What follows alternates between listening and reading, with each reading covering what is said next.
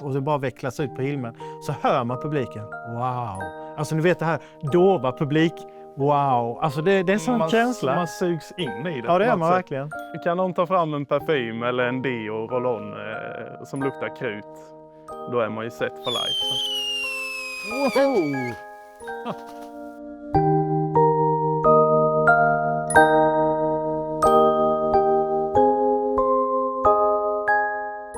Hej, jag heter Fredrik Strage och jag är samlare. Välkomna till årets sista Saker och ting, programmet om samlande och investeringar. Om ni gillar det här programmet, då får ni gärna gå in på YouTube och trycka tummen upp.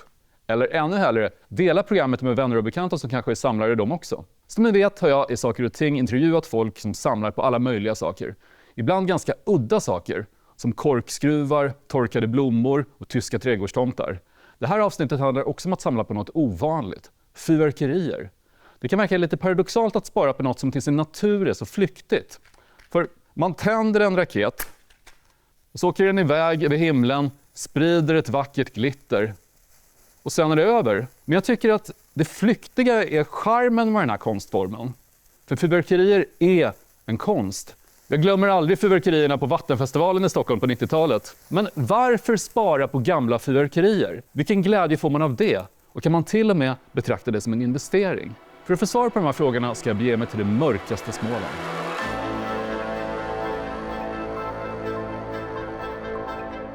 Nu är jag i Ljungby.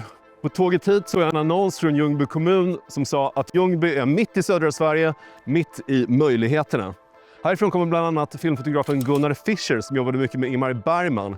Härifrån kommer arbetarförfattaren Folke Fridell, det elektroniska punkbandet Cat Rapes Dog och hockeylaget Troja. Och här ska jag träffa Fredrik Bergqvist som driver Svenska Fyrverkerimuseet. Han har massor av antika raketer och smällare och fyrverkerier. En stor samling. Frågan är bara vad den här samlingen kan tänkas vara värd. Är det här en investering som bokstavligt talat riskerar att gå upp i rök? Eller kan vi hitta några börsraketer? Hej Fredrik! Tjena, hej, välkommen till Fyrverkerimuseet. Wow, jag har aldrig varit i ett fyrverkerimuseum förut. Nej, jag kan tänka mig det är faktiskt inte så många som har varit eftersom vi är det enda i Sverige som är ett registrerat fyrverkerimuseum. Oj, oj, oj. Ja. Oj, här var det fyrverkerier. Jajamän. Finns allt från gamla hedliga smällare till raketer, fontäner, solar, bomber. Ja, you name it. Och det är din samling som har blivit ett museum. Delar av den, men väldigt, väldigt lite. Alltså man kan väl säga så här att idén med ett fyrverkerimuseum kläckte jag en gång i samband med att Hammargrens, då, alla känner ju till det gamla företaget Hammargrens, skulle avvecklas. Men min samling var ju väldigt, väldigt lite och det mesta av den samlingen försvann ju i samband med branden på fyrverkerifabriken 2021. Sen är ju detta medlemmar som har hjälpt till att samla ihop och sen är det ju massvis med dödsbon, det är källare man har hittat, det är restlager, alltså det är hela tiden folk som ringer och hittar gamla fyrverkerier och undrar om vi vill ha. Men din samling brann upp. I princip allt, ja. Yes. Hur gick det till? Blixtnedslag i huvudbyggnaden på fyrverkerifabriken i maj 2021. Totalförstörde allt då och i princip hela min samling som fanns hade jag där i EX-förrådet då. Hur såg branden ut? Eh, Jag tänker att om tusentals fyrverkerier brinner samtidigt så ser Ja, de... om man säger det var inte lager utan huvudbyggnaden, så lagret låg ju på ett annat ställe. Men vi hade ju fyrverkeri här, alltså från det att blixten slog ner till, jag tror den sista smällen kom ungefär efter 3 dygn. För det ligger ju pyr och sen rätt väl något som antände nere i askan då. Så att vaktbolaget som var här sa att tidigt på måndag morgonen kom den sista smällen då. Så att, men själva det intensiva fyrverkeriet var kanske bara under 1,5-2 timmar direkt efter då. Men det har ju varit otroligt mycket känslomässiga grejer. Delvis hela min verksamhet som jag har byggt upp sedan gymnasietiden försvann ju på 1,5 dygn eller bara några timmar kan man säga då. Det var ju inte bara fyrverkeri utan det var ljus, ljud, AV-teknik, scenutrustning, massa sådana grejer. Allt borta. För du jobbar även med ljud och ljus? Ja, jag driver något som heter Nöjeskoncernen då som har flera olika bolag. Bland annat då med ljud och ljus, AV-teknik, scener, mobila scener då och så vidare och så vidare. Så att, ja. Och här är Detta är då Snurrande. Ja, solar, pyrotekniska solar kallas ju de då. Var ju väldigt vanliga förr. Under hela min uppväxt under 80-talet så hade man alltid en sol som man spikade upp på ett trä eller en planka och så snurrade det och så kastade ut en stjärnkaskad med vissle och det finns ju alla möjliga effekter, förvandlingssolar och så. Det här är en sol som är tillverkad i Sverige faktiskt av ett företag som heter Falu Pyrotekniska. Som man har då satt brännare på en plastbotten och så antänds det här med en snabbstubin och sen får den ju upp en hiskelig fart och så kastar den ut stjärnor i en jädra kaskad. Så att, Hur börjar man samla på fyrverkerier? jag var definitivt inte först med detta. Det finns andra som har gjort detta så länge då. Så när jag kom in i att det var just för att jag fick reda på att Hammargrens i Sverige skulle avvecklas som ett anrikt företag. Då hade jag aldrig varit uppe på Hammargrens utanför Göteborg och tittat på deras anläggning. Men då fick jag möjlighet att komma dit och se liksom allt i bergen. Och så här. Där började ju mitt intresse av att samla då för att, så att säga, få bevara kulturarvet med smällare. För alla, åtminstone i min ålder, har ju lekt med smällare. Idag är ju det förbjudet i Sverige, raketens styrpinne är borta och så vidare. Men där började det, sen har det här ju accelererat och blivit jättestort så att säga. Så att, Men varför ville du samla på grejerna? nej, men, Det handlar alltså mer om Ja. att bevara raketerna, inte om att spränga dem nu och men använda dem, alltså- utan du vill ha kvar... ja, och tanken är ju lite grann att man ska kunna komma hit och gå och titta i montrarna. Ja, men kolla där, kommer du ihåg dem när vi smällde, nu behöver man inte säga något sådär, men alltså kommer du ihåg när vi sprängde bilar i sandlådan, alltså leksaksbilar då? Eller man gjorde några hyss och i trappuppgångar eller brevlådor och så vidare då.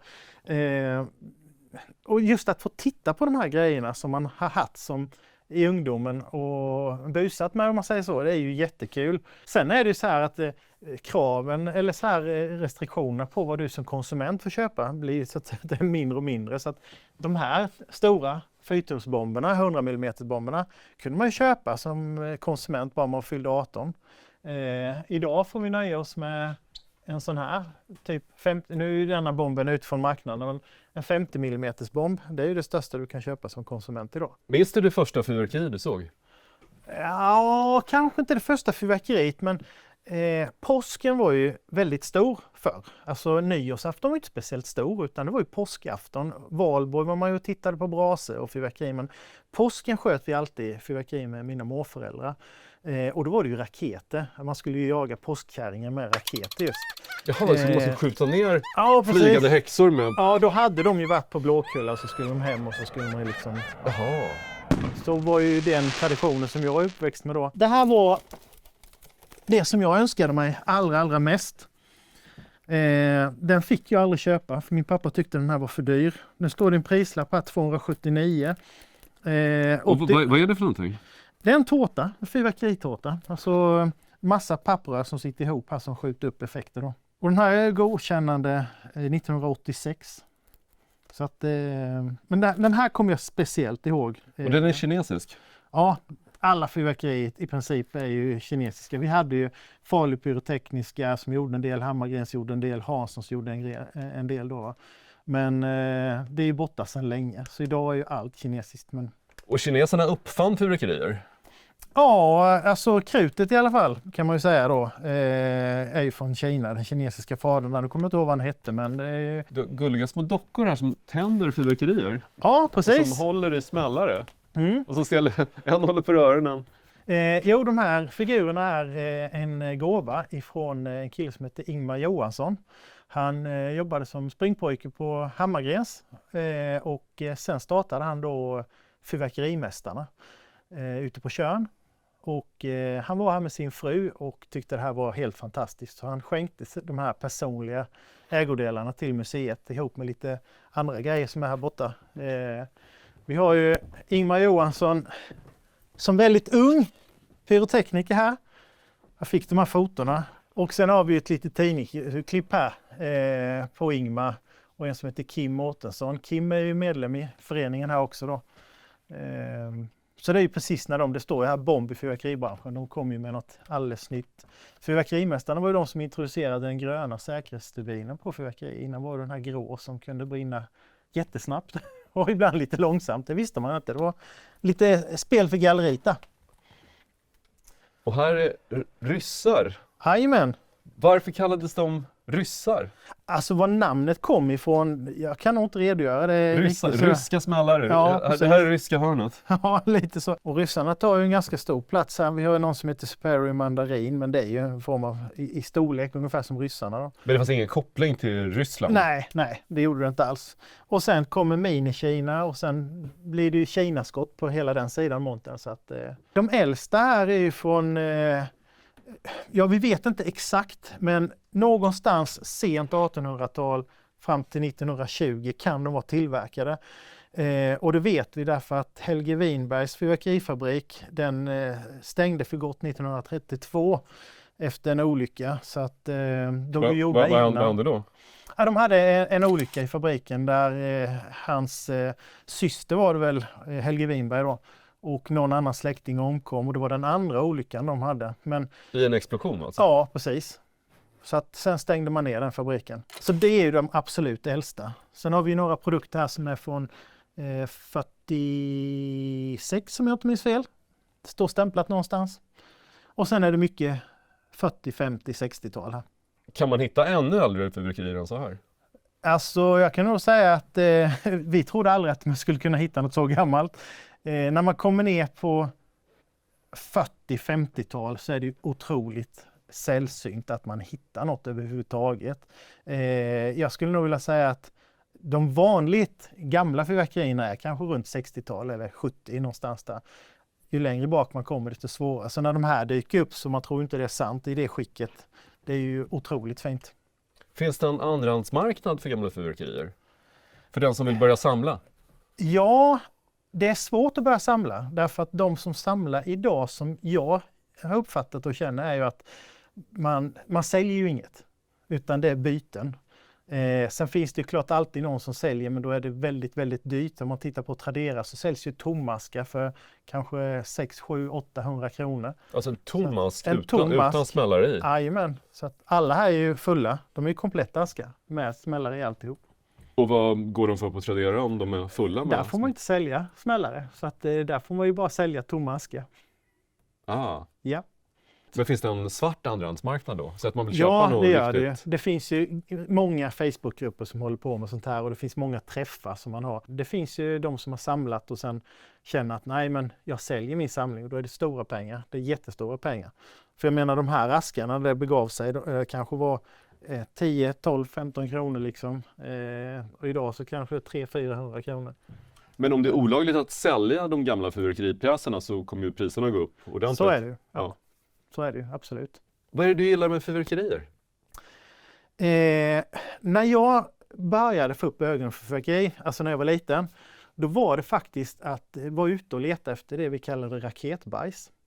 Och det var alltså pinnen efter raketer. Man kunde hitta sådana här kroppar som låg, som var ivägskjutna. Det var ju bara ett tomt skal. Men det var den stora grejen. Då var jag kanske så här 10-12 års åldern. Då var vi ute och sprang på nyårsdagen tidigt och letade. Och ju större, då fanns ju inte noskonen då. Detta är ju en dummies bara för att visa. Men ju större raket och ju större pinne, desto mer pondus var det när man kom hem. Och här är ett familjepack. Ja, man får välja om man vill ha texten upp och ner eller innehållet upp och ner. Så jag har valt att ha satsen så att vi ser den korrekt. Det är ju raket i den som man vill ha. Men när man köper grejer från Kina så är det så här liksom, ja, du får ta det på ena eller andra hållet, upp och ner, bakom, fram, allt. Det kan vara vad som helst. Men det här är ju svensk text på de flesta av. Ja, det måste det vara. Alltså för att få säljas på den svenska marknaden så har det alltid varit så att du måste ha en svensk text på. Så kineserna satt och skrev på svenska? Ja, eller om det var svenska som skrev och så skickade man dokument till Kina där de då helt enkelt fick trycka det på förpackningen. När jag fick reda på att vi skulle snacka om fyrverkerier så blev jag väldigt förvånad. Det här slår nästan herbarium i originalitet för den här programserien. Och jag har svårt att förstå att det är ett samlarområde med gamla fyrverkerier. Inte minst av säkerhetsskäl. Plus att jag själv är ganska fientligt inställd till smällare och raketer eftersom jag är djurägare med mera. återigen, vi får inte glömma att allt vi pratar om är ju nostalgi. A walk down memory lane. Och det är det handlar om. Det vi har pratat om vad gäller exempelvis förpackningar av leksaker eller av raketer. Och att återkoppla till ens tjuvsträck i ungdomen och komma ihåg hur roligt man hade när man var 13 och försökte få mamma att köpa de där Kina-puffarna. Nej, man fick bara 25 öres. Christian heter jag, medlem i Svenska Fyrverkerimuseet. Pyroteknik och fyrverkerier är väl en rätt stor del av mitt liv. Samlat en del, nu tillhör min samling museet här. Jag har något litet kvar hemma som ligger mig lite extra varmt om hjärtat. Tjena Christian! Hallå, hallå! Hej! Välkommen! Tackar. Vi har lite besök här idag. Ja, ser du? Hej! Hej, kommer du med en specialbomb? Ja, jag har fyndat Där ja. en specialbomb från Hammargrens. Shit vad snygg alltså. Så du är också med i föreningen här Yes, stämmer. och driver museet. Ja. Hur blev du förtjust i fyrverkerier? Ja, det kan man fråga sig. Jag var totalt livrädd när jag var mindre. När farsan skulle skjuta raketer på nyårsafton. Och sen bara tvärvänder. Så det har varit en stor del hela uppväxten. Och när man kom upp i den åldern man fick börja köpa och hantera det själv. Och sen utbildade jag mig till pyrotekniker och började jobba hos Fredrik på fyrverkerifabriken. Och sen kom museet. Hur ofta spränger du själv fyrverkerier? Nu är det inte så ofta längre när man får chansen. Det blir lite till påsk och valborg, nyårsafton såklart. Lugnat ner mig lite. Och sen är det väl lite småjobb, lite bröllop och lite scenpyro. Har du några favoritfyrverkerier? Ja, jag gillar ju maffiabomber. Stora bomber. Stora bomber som exploderar över hela himlen i en massa färger. Ja. Mm. Så detta är ju en gammal variant. Här sitter ju en kula i laddad och så har du stubinen som går ner. Och sen har du en kastladdning som skickar upp bomben och så får du en effekt. Men det här är inget som du skulle avfyra nu för det är en raritet. Ja, precis. Nej, den här, den är värdefull. Men vi pratade om effektguiden här. Ja just det. Ja, man får väl ta detta med en liten nypa salt för att det är ju jättefina bilder som man har tagit då med en lång slutartid så att man har fått hela effekten. Det här kommer du aldrig få uppleva med ögat, så är det ju. Plus att effekterna i sig kan man ju diskutera då, men det fanns ju då som att raket 705 och raket 147 som är lite palmträd och så vidare då. Men palmträd, vad kan man kalla den, någon spider-effekt. De är ju ganska snygga, men som sagt man får ta det lite med en nypa salt. Jag vet, Det var alltså inte alltid så att raketerna levererade det som som bilderna visar. bilderna Nej, visade. det skulle jag vilja säga att det är väldigt sällan. Men man kan ju titta på en sån här till exempel här. Det är en jättefin bild, men det här kommer du aldrig se som bilden upplevs eftersom man har då haft en lång slutartid på det. Så det ser ju jättemaffigt ut, men ja. Men hur mycket sådana här fyrverkerier finns i omlopp? Brukar ni avfyra några ibland? Vi har ju medlemsträffar 2 gånger om året, en gång på våren och en gång på hösten. Och då är det ju klart att vi träffas ju inte bara och fika utan något smälls ju också då. Och då försöker man ju plocka grejer som vi har kanske 3, 4, 5 dubbelt av som man vill testa. Men hur var den? Eller någon har med sig något som ja men fasen vi måste testa den. Men har man bara 1 eller 2 av någonting så skjuter man ju inte upp det. Jag läste någon kritisk text om fyrverkerier för några nyårsaftnar sedan. Då de skrev att det är en sån meningslös underhållning. Det säger bara pang och så säger man jaha och så går man hem. Ja, nej. Pang ja, men det är ju en otroligt visuell fin effekt. Sen om man tittar på smällare, ja då säger de kanske bara pang. Men det är ju det som är så roligt.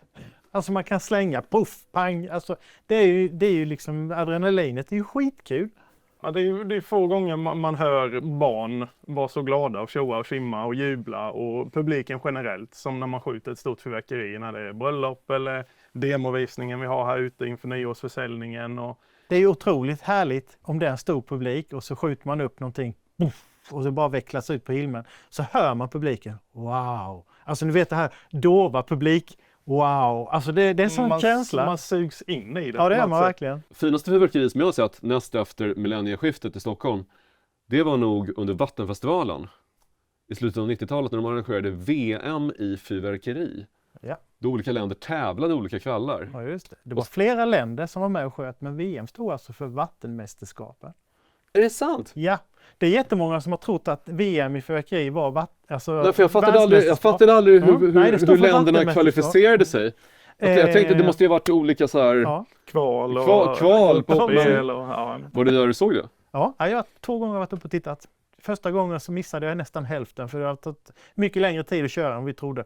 Så att det var tråkigt. Men andra gången jag var uppe så såg jag allting från början. Och på den tiden sköt man ju 12-tumsbomber mitt inne i Stockholm. Det var ju helt... Och man satt Vad är en och tittade- 12-tumsbomb? Alltså det är ett klot som är alltså 12 tum i diameter. Stor pjäs som ska upp på 300 meter och detonera. Och man hörde den här killen som satt och kommenterade i tv, för de liksom visade detta på televisionen också. Han sa, och där gick en 12. Alltså det är något speciellt när en 12-tumsbomb går iväg. Så att, och de hade flera stycken sådana. Så att det var verkligen speciellt. Men det finns, kolla, jag tror du kan hitta uppgifter på nätet, så det står faktiskt klart och tydligt att VM stod för vattenmästerskap. Och de slutade med det för att poängen var att Stockholm skulle ha så rent vatten och så kom de på att allt krut som hamnade i Stockholms ström. Man gjorde ju mätningar på nedfall efter fyrverkeriet som givetvis var förhöjt några timmar efter fyrverkerierna. Men dagen efter så var de nivåerna nere på normala nivåer igen då. Så att, Hur mycket pengar har ni lagt på att köpa fyrverkerier? alltså det är ju lite svårt för mig att säga eftersom jag säljer fyrverkerier då, men om man säger när man fick börja köpa fyrverkerier, där 15 fick man köpa smällar och sen 18 år fick man köpa raketer och stora bomber. Men jag har nog svårt att komma ihåg att jag köpte för över 1000 kronor när jag var där 18-20 års åldern. Som mest kanske jag lagt 3-4 tusen. Smällde du dem då? Ja, det var för nyår. Då hade jag ju nyår hemma. Det var ju den första liksom, nyår man hade föräldrafritt. Och det var många liksom, kompisar hemma och så här. Man körde ut fyrverkerierna på en skottkärra ut på åkern och skulle skjuta. Så att, Jag slutade räkna ett tag och det var ju innan jag själv jobbade med att, men då sista nyåret jag räknade så slutade jag räkna vid 28-29 tusen. För en fest? Ja. Okej. Det är ju ganska mycket pengar på Det är ett snarare fyrverkeri. Ja, det är snarare mycket pengar. Men Var det värt det? ja, jag tycker det. För det dels luktade förbannat gott och sen så, ja, alla gäster och publiken var nöjda och glada. Och, Du gillar krutdoften? ja, det är det bästa nästan. Kan de ta fram en parfym eller en deo roll-on som luktar krut, då är man ju set for life. Så. Det där är mest manliga jag har hört någon säga, näst efter Robert Duvall när han säger I love the smell of napalm in the morning. Ja, men det ligger något i det. Det är aldrig Apocalypse Now. Det är ju också lite pyrotekniskt i napalm, så att nej, krut luktar gott. Hur ofta händer det att ni sparade raketer när ni hade köpt en massa inför nyårsafton? Aldrig. Aldrig. nej. Aldrig. Men själva samlandet då, när ni började, köpte ni då med en gång gamla fyrverkerier för att spara? Det börjar ju liksom med den vanliga pyrotekniken, alltså som man skjuter dagens fyrverkerier. Så skaffade man lite polare runt om i landet och sen så var det någon som samlade och hade lite gamla grejer och fick man en ask av honom och sen så började man byta lite och på den och då var det ju för 5 år sedan så var vi inte alls många, det var ju 15 pers som bytte med varandra. Och nu har det ju exploderat och idag kan man ju knappt byta för att folk har blivit giriga. Innan var det, du har en ask, jag har en ask. Du vill ha min, jag vill ha din, vi byter. Idag är det ju mer det här att min ask är mycket finare än din och den är värd mycket mer så jag vill ha 5 askar för min istället för 1 mot 1. Har det ökade intresset för gamla fyrverkerier gjort att priserna gått upp? Ja, definitivt. Alltså, tittar man på Tradera till exempel då så är det ju tomma askar som säljs till flera 100 kronor. Och jag vet inte, alltså det är svårt att uppskatta hur många som kan samla på ett eller annat sätt idag. Men ungdomar idag samlar ju på sånt som kanske inte vi känner är en retrogrej idag. Alltså det kan ju vara det som såldes 2016, 17, 18 som de samlar på. En del köper ju och samlar på polska smällare bara för att det är smällare. Men museet vill ju ha grejer som är gammalt, framförallt innan millenniet. Ja, det är ju där vi har satt gränsen, Ja, att precis. innan millenniet och för att få platser här. I och med smällarförbudet och allt det här då. Så att, Men antal samlare idag som samlar på fyr, jag skulle nog uppskatta runt 200-300 kanske. Ja, Ja, det är inte alls omöjligt. Vi håller på att utveckla det hela tiden i föreningen, men här har vi ju en retro kassadisk helt fullsmockad med bara pyroteknisk godis. Och många som kom in här, även de medlemmarna som kanske inte har varit här innan, så här, eller när de inte har varit här på länge och kom in, så alltså de bara står och tittar och ja, man känner liksom hur det, man vill tända. Och så tycker de ju då att ja, men den asken är ju skitovanlig, och så har vi 40 stycken sådana askar i museet, men det är ju liksom det som är grejen. Vi vill ju återskapa en gammal typ järnaffär med det här. Här ska ju byggas upp så vi får hela miljön då. Här är ni till och med tändsticksaskar. Ja. Nu är inte de speciellt gamla, men jag tyckte de var snygga så att de hamnade där. Det här är däremot en kul grej. Student-SM. Det var ju så att säga Jonas Gran var väl en av de som drev på detta på Pyro Smålands Krutbruk. Man körde alltså student-SM i fyrverkeri. Och det finns fortfarande. Det är flera studentföreningar, Chalmers till exempel. Det låter ganska riskabelt med svinfulla studenter som tävlar i fyrverkeri. Nej, men det här är jätteseriös nivå alltså. De har otroligt bra koll på läget och är jätteduktiga. Lundapyrot skjuter ju jättemycket. Arrangeras det nu alltså? Ja. SM finns inte kvar, men föreningarna finns ju kvar. Ja, Lundapyrot och sen Chalmers pyrotekniska förening i Göteborg. Som skjuter, ja de gör ju även bröllopsfyrverkerier och... Krut har vi uppe i Jönköping. Studentföreningen Krut. Luleå Pyro. Ja, men Luleåpyrot. Vad krävs för att bli en bra pyrotekniker? Ett otroligt intresse är ju det första. Ja, det är ju det, ja först. Ja, noggrannhet, ett bra risktänkande och så vidare. Har ni själva råkat ut för några olyckor? Inte olyckor så, men tillbud, allvarliga tillbud, yes. Kanske publik som tittar, man är lite stressad och så, men jag chansar. Där. Men du har alla fingrar kvar? Alla fingrar, jag har lite tårsprickor, men det beror inte på smällan utan det beror på sen vädret. Jag har klarat mig, någon gräsbrand har jag väl startat, men det har man kunnat stampa ut snabbt. Jag har ju en ask här som jag inte kan byta bort. Och det är en ask Kina special från Lindes pyrotekniska. Och det var den första asken som fick igång mitt samlande. Och grannens pappa hade en ask sådana när vi var små, som han sköt ibland. Och den asken, den håller jag varmt om hjärtat, så den har fått en tatuering. Alltså fyrverkerierna var ju så otroligt, vad kan man säga, det var mycket laddat. Lite fyndigt, men det var ju väldigt laddat alltså, när man var liten och tittade på fyrverkeri. Alltså det är någonting som man verkligen kommer ihåg och därför har det legat kvar. Och sen, nu är jag 15, då kunde man köpa smällare då. Och sen 18, då kunde man köpa bomber, liksom raketer. Alltså det är ju, att tända en raket och man hör när den går iväg, det sätter sig. Har en dödsruna över Helge Winberg? Ja, just det. De här kanonskotten som jag nämnde var våra äldsta. Den kommer då från Helge Winbergs fyrverkerifabrik. Och det är ytterst få som någonsin hade talas om detta. C.R. Turner finns ju mycket mer dokumentation om man kollar på nätet. Det finns ju till och med byggnaderna kvar för C.R. Turners fyrverkerifabrik uppe i Stockholm. Men Helge Winbergs fyrverkerifabrik i Anneberg är nästan ingen som känner till. Så jag har varit lite research i gamla kyrkoböcker och då hittade jag den här dödsrunan då från en tidning. Och här står ju lite grann om hur han levde och så vidare och hur han drev det här. Den kände fyrverkaren, vilken vacker yrkestitel. Hans far var ju fyrverkare i armén och sen kommer han in i det här också då.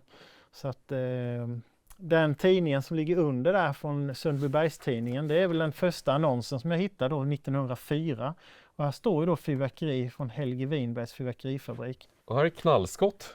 Jajamän, och det här är alltså det finns ju historia med allt här.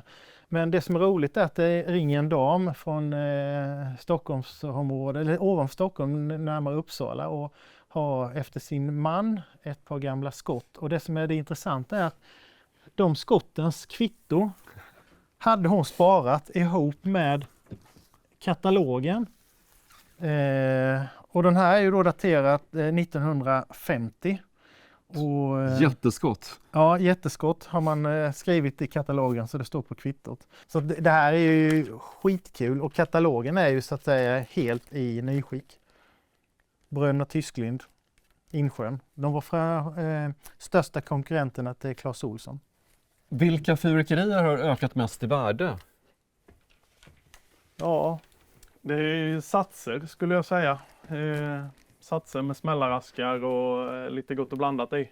Vad får man betala för sådana här om man ska köpa dem nu? Alltså det är ju allt ifrån några hundralappar vet jag folk har lyckats hitta för till summor långt över 10 000 har folk betalat. Men de här får inte säljas längre? Det får de inte. Så man hamnar då i lite av en gråzon? Ja, det blir ju så Ja. som mycket annat här i livet. Så ja.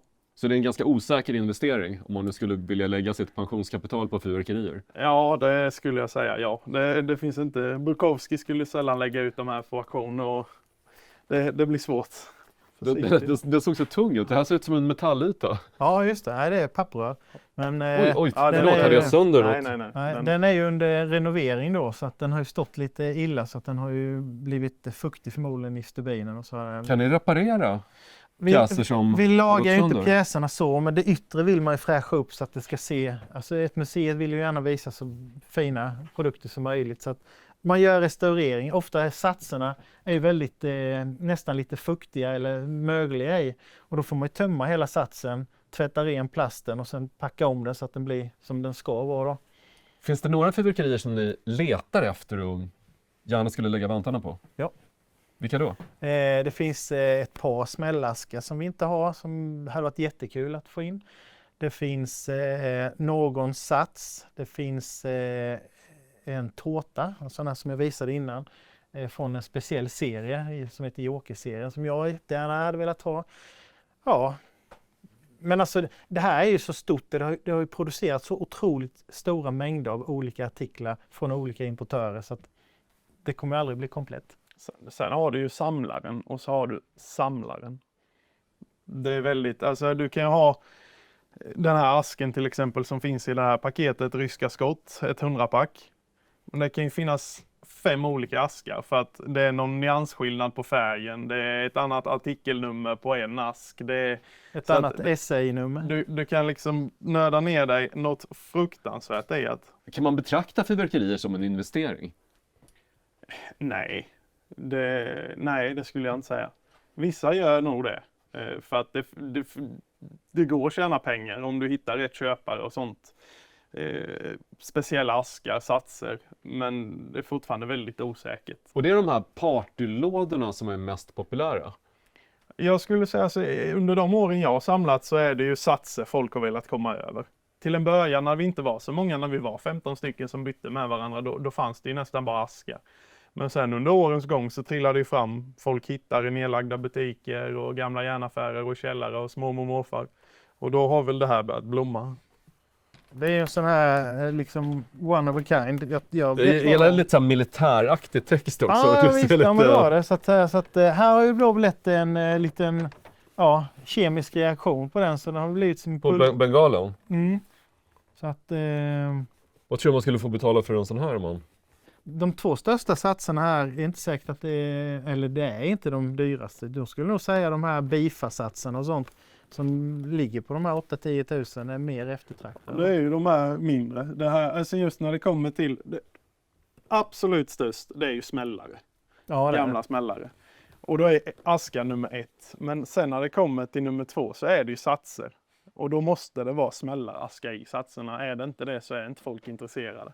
Och vilka smällare är mest populära att samla på?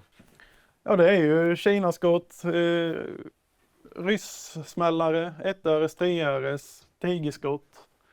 Det är de 5 olika storlekarna tror jag. Mm. Har ni någon gång konstruerat egna bomber? Ja, Man har väl det har experimenterat man ju något. gjort ju. När man var ung och trodde att man var odödlig, då kunde man ju sitta och hitta på hyss. Men Jag blandade salpeter med socker. Ja, just det. Och Det ryker. blev får man en rök. kraftig rökutveckling. Ja, vi komponerade ju en jätteraket av flera andra raketer i samma storlek, men dubbelladdade den och för flera motorer då, så provsköt vi den. Den var ju fet. Den var riktigt. Och viktigt att tillägga att sånt ska man ju inte göra. Man Därför det klassas ska inte som man ska inte modifiera Nej, det är nej. tillverkning. fyrverkerier. Absolut Mm. inte. Det får man inte hålla på med. Vad kommer ni att avfyra nu på nyårsafton? Allt hänger ju på platsen där man firar. är vi ett bostadsområde så måste man ju anpassa produkterna till det. Är man ute på landet och har mer yta så kan man skjuta större grejer. Så att än så länge vet jag faktiskt inte. Jag brukar vara lite mättad. Du vet, man har stått i en butik i 5 dagar, intensiva dagar och sålt fyrverkeri. Vi har haft en jättestor uppvisning här ute med, kan vara ett par tusen personer om det är bra väder och så vidare. Jag tar ju ofta någon tårta, något som jag tycker, men den känns ny för mig. Så plockar man in något i bilen och så blir det bra. Men jag tror att samlandet är en väldigt viktig del. Alltså du blir tillfredsställd. Och vad är det roliga i samlandet? Jo, det är ju jakten på något nytt. Men att samla på någonting som aldrig blir komplett, det är ju egentligen det som är grejen. I allt samlande, oavsett vad man håller på med, tror jag. Jakten på att hitta en ny grej. Vi har ju varit på en resa som slår allt.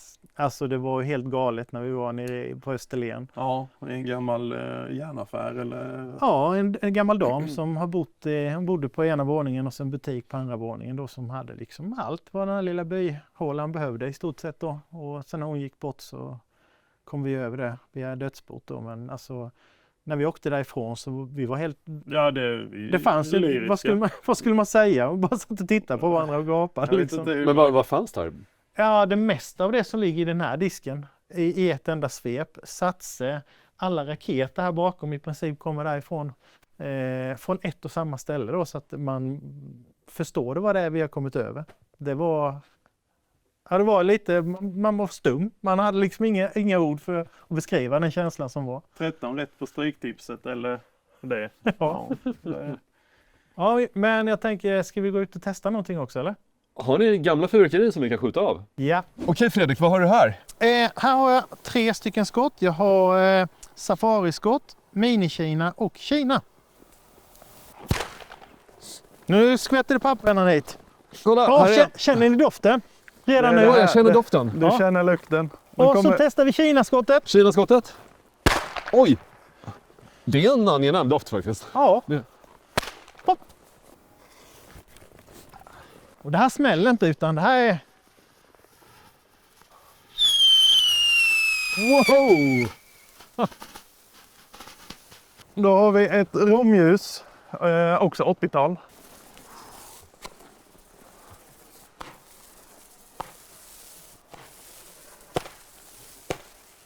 Tack för vintagefyrverkeriet. Ja, varsågod. Så häftigt.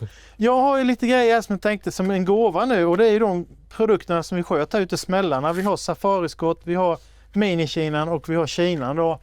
Minne från Fyrverkerimuseet. Tack så hemskt mycket. De här ska jag stoppa in i ett kassaskåp och så ska jag sälja dem på svarta börsen. Dyrt. För 1 miljard om några år. Det var allt från mig här i Ljungby. Fyrverkerier verkar ju inte vara den ekonomiskt kanske smartaste investering man kan göra, men oj vad vackert det där var. Ett riktigt vintage-fyrverkeri. Tack för att du tittade på Saker och Ting. Missa inte nästa avsnitt när jag träffar en ny samlare. Då återstår det bara för mig att önska dig ett riktigt gott nytt samlarår.